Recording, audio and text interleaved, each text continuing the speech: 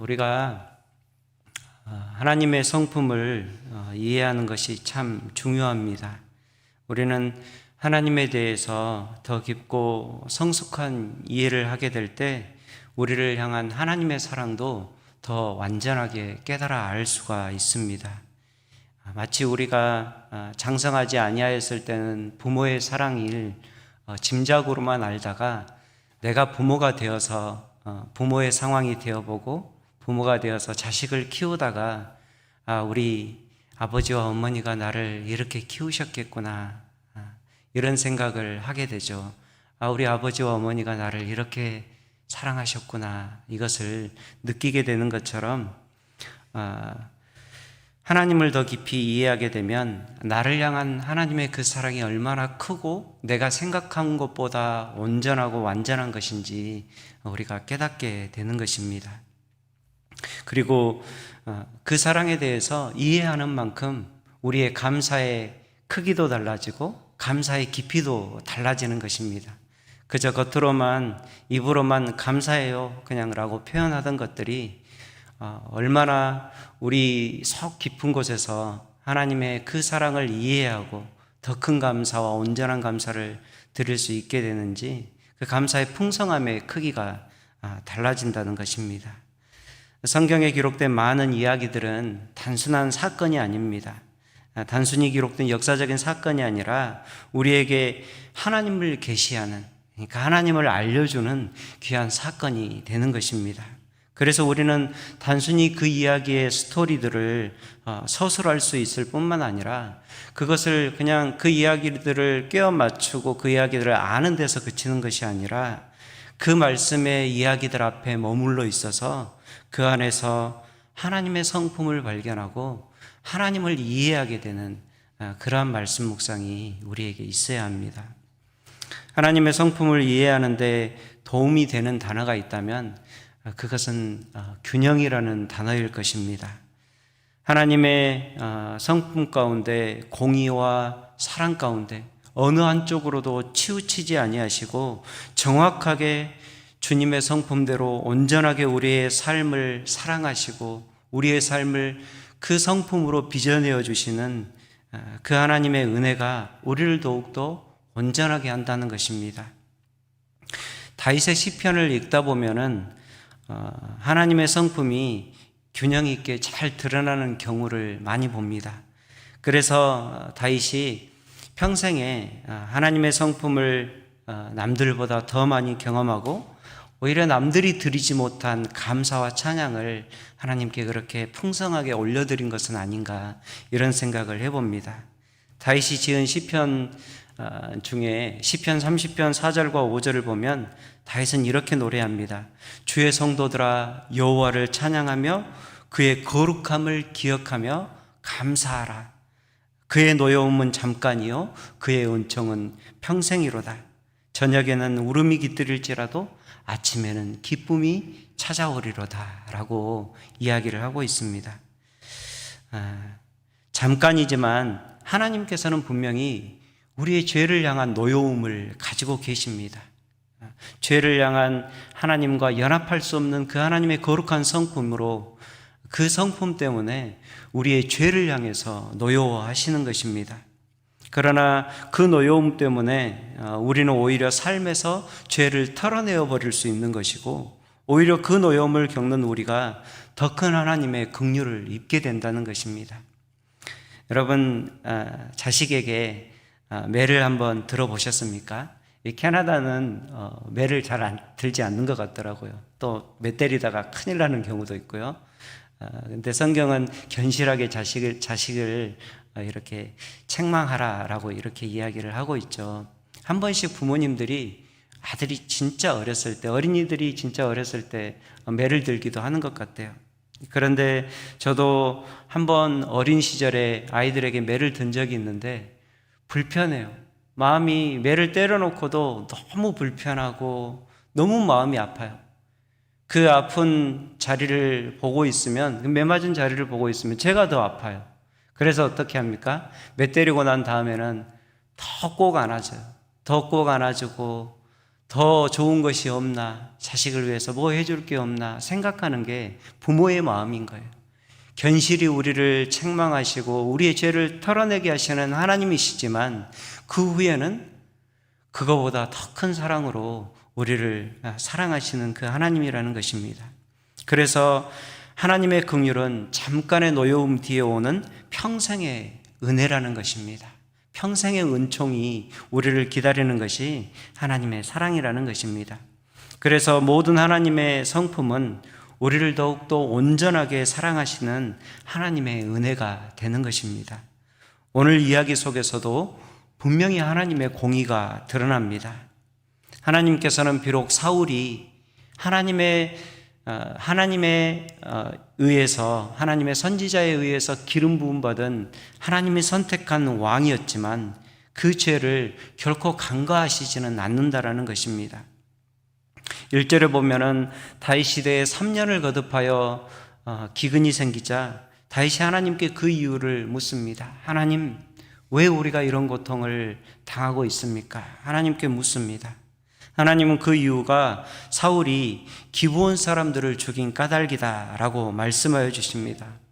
오랜 시간이 지나서 역사 속에서, 때로는 사람들의 기억 속에서 완전히 잊혀져 버린 일 같지만 하나님께서는 사람들의 피해 부르짖음을 들으셨다라는 것입니다.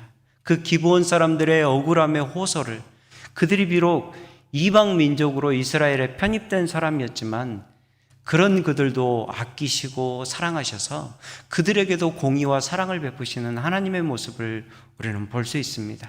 그들의 억울함의 호소를 하나님은 들으신 것입니다.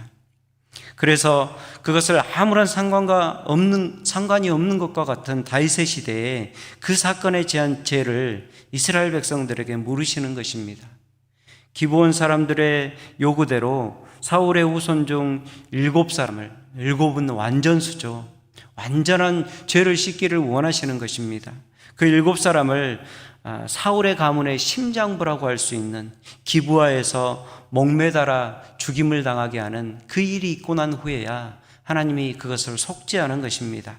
아프지만 택한 자들의 죄를 자신들이 더욱더 분명하게 깨닫게 하시는 하나님이심을 우리가 역사 속에서 볼 수 있습니다. 하나님의 공의 앞에서 우리는 우리의 작은 죄라도 숨길 수 없음을 이해해야 합니다. 인생을 긴 안목으로 살다 보면은 그때 내가 숨긴 것 같았는데 하나님이 오늘에서야 드러내시는구나. 그래서 부끄러움과 수치를 당할 때가 있다라는 것입니다. 저 역시도 그런 경험을 해보았고, 내가 아무도 모르게 한 것 같았는데 숨길 것이 하나님 앞에는 아무것도 없구나. 이런 연약한 인간의 성품이 드러나는 그런 경험들을 하게 되는 것입니다. 여러분, 철저하게 죄의 무게를 감당하며 진실한 회개로 나아갈 수 있는 우리가 될 수 있어야 합니다. 그 후에야 하나님의 은혜도 찾아오는 것입니다. 그러나 정말 하나님께 감사한 것은 하나님의 그 성품이 공의에서만 머물지 않는다라는 것입니다. 그 후에 오는 사랑과 은혜는 더욱 큽니다. 오늘 10절을 보면 하나님은 지엄한 왕명 앞에서도 자신의 목숨을 아끼지 않고 아들들의 시체를 지켜낸 어머니 리스바가 행한 일을 통해서 다윗에게 하나님의 마음을 깨닫게 하십니다. 다윗이 잊어버리고 다윗이 지금까지 사울 가문을 위해서 최대한 선의를 베풀었지만 그 가운데서도 아직 온전히 행하지 못한 사랑을 하나님이 깨닫게 하십니다. 리스바의 행위를 통해서 다윗은 사울 가문을 향한 하나님의 마음이 저주로 그쳐지지 않는다라는 것을 깨닫게 됩니다. 그래서 그동안 수습하여서 돌려보내지 못한 사울과 요나단의 뼈까지 이제 길르앗 야베스에서 가져다가 그 달려 죽은 자들과 함께 그 아버지의 묘, 기스의 묘에 장사하는 은혜를 베풉니다. 죽은 자가 고대 이스라엘 사회에서 죽은 자가 자기 조상의 묘에 장사된다는 것은 바로 명예가 회복되는 것이고 또 하나님의 언약에 속한 자손으로서의 회복을 뜻하는 것입니다. 여러분, 하나님은 오히려 이 일을 통해서 사울 가문이 겪은 수치까지도 완전하게 씻어주시는 것입니다. 다윗이 길르앗 야베스에 묻혔던 사울과 요나단의 묘에서 그 뼈만 수습했다는 것은 그 시체는 이미 다 부패해서 썩어버리고 뼈만 남았다는 것이니까 얼마나 오랜 시간이 지났겠습니까? 적어도 10수년 이상 오랜 시간이 지난 후에 이제 사울과 요나단의 뼈가 자기 조상의 묘로 돌아가는 것입니다. 이렇게 오랜 시간 동안 고향 땅에 자기 조상의 묘가 아닌 다른 땅에 묻혀 있다는 것은 비록 그것이 이스라엘 땅이었다 할지라도 조상의 묘가 아닌 다른 곳에 묻혀 있었다라는 것은 두고두고 사람들의 입에 오르내리는 일이 되었을 것입니다. 길르앗 야베스 땅에 묻혀 있던 사울과 요나단의 뼈를 볼 때마다 사람들이 지나가면서 한마디씩 하는 거예요. 저거 보라고. 하나님께 불순종하더니 저렇게 되는 거라고. 사람들은 그 모습을 보면서 이렇게 사울과 요나단의 이름을 다시 한번 불명예스럽게 기억하게 되는 것입니다. 그러나 이 저주의 사람들의 입에 오르내리는 저주의 상징이 되었을 그 사람들의 삶을 하나님은 이 일로 사울 가문의 모든 수치를 가려주시고 불명예를 씻어주시는 은혜를 베풀게 되는 것입니다. 14절을 보면 이 말씀이 나옵니다. 그 후에야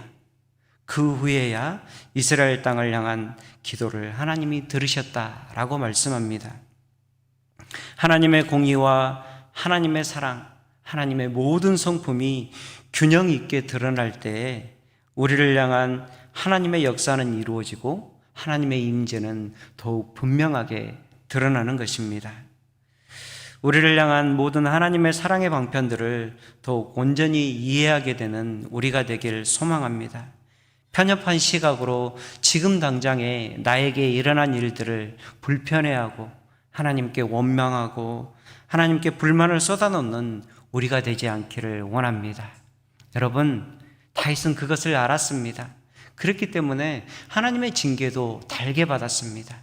이 징계 후에 하나님이 주실 은혜가 더 크다는 것을 알기 때문에 내가 저녁에는 울면서 잠이 들지라도 아침에는 내게 기쁨의 소식, 하나님이 주시는 한없는 기쁨의 소식이 찾아올 것을 알았기 때문에 다윗은 하나님을 찬양했던 것입니다.